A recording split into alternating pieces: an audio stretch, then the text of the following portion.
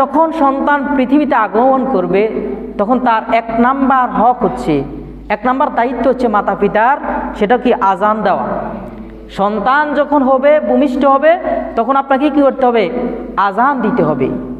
সেটা যদি পুরুষ হোক নারী হোক, সন্তান ছেলে হোক মেয়ে হোক, তাদের কি করতে হবে? কানে আজান দিতে হবে। এটা এক নাম্বার দায়িত্ব। তারপরে হচ্ছে 2 নাম্বার হচ্ছে তাহনিক করা। তাহনিক কি জিনিস? তাহনিক হচ্ছে কোনো সন্তান যখন পৃথিবীতে আগমন করে তখন একজন নেককার বান্দার কাছে নিয়ে যাওয়া, আল্লাহর একজন খাঁটি বান্দা, আলেম, বড় আলেম, বুজুর্গ মানুষ, নেককার মানুষ, যেটাকে আমরা সচরাচর বলি আল্লাহর ওলি বলি, অথবা ব্যক্তিটাকে আমরা বলি না খুব দিনদার পরহেজগার আলেম মানুষ, এরকম মানুষের কাছে নিয়ে যাওয়া, তাহনিক করানো। তাহনিক হচ্ছে খেজুর একটু চাপাবে, চিবানোর পরে ওই ব্যক্তিটার থুতু কি করবে? ওই সন্তানের মুখে দিবে এবং একটু খেজুরের একটু হালকা একটু কি করবে? তার মুখে দিবে। এটা রাসূল করিম সাল্লাল্লাহু আলাইহি সাল্লাম কি করেছেন? এটা করেছেন। সম্মানিত হাজিরিন, তো 2 নাম্বার হচ্ছে তাহনিক করা। 3 নাম্বার হচ্ছে তার জন্য বরকতের দোয়া করা। আপনি যখন একটা সন্তান হয় তখন সকলেই দেখতে আসে, আত্মীয় স্বজন দেখতে আসে, পাড়া প্রতিবেশী দেখতে আসে, যারা নিকটবর্তী তারা দেখতে যায়। তো দেখার সময় তাদের জন্য কি করা? এই সন্তানের জন্য দোয়া করা, ছবি উঠানো না।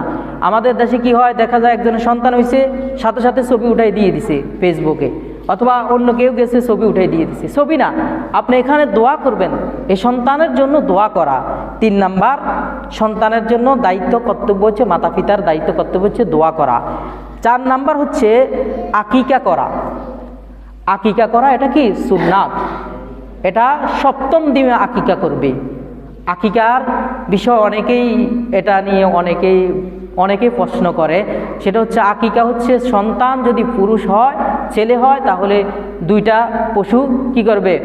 জবাই করবে, আকিকা দিবে। আর যদি মেয়ে হয় তার জন্য একটা। তারপরে হচ্ছে সুন্দর একটা নাম রাখা। 5 নাম্বার হচ্ছে সুন্দর একটা নাম রাখা। মুসলমানদের নাম আজকে শুনলে বোঝা যায় না আসলে কি সে মুসলমান নাকি অন্য ধর্মের লোক। মুসলমানের নামগুলো হবে সুন্দর।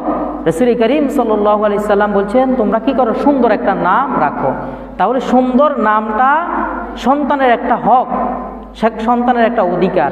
এজন্য সুন্দর নাম রাখা, যেটা কোরআন সুন্নাহ মতে, যেটা নবী রাসূলদের নামের সাথে মিল রয়েছে, সাহাবীদের নামের সাথে মিল রয়েছে, এবং দ্বীনের জন্য, ইসলামের জন্য যারা জিহাদ করে শহীদ হয়ে গেছেন এমন লোক, অর্থাৎ এমন সুন্দর যে নাম রয়েছে, সুন্দর একটা নাম রাখা সন্তানের। এটা হচ্ছে 5 নাম্বার, তার হক, তার অধিকার। 6 নাম্বার হচ্ছে তারবিয়াত শিক্ষা দেওয়া। তারবিয়াত হচ্ছে একত্ববাদ, আল্লাহর তাওহীদ শিক্ষা দেওয়া, যে আল্লাহ ছাড়া কোনো ইলাহ নাই, কোনো মাবুদ নাই, আল্লাহ একমাত্র আমাদের সৃষ্টিকর্তা, পালনকর্তা। এই যে তাওহীদ, এটা শিক্ষা দেওয়া। তারপর হচ্ছে 7 নাম্বার হচ্ছে সুশিক্ষা দেওয়া।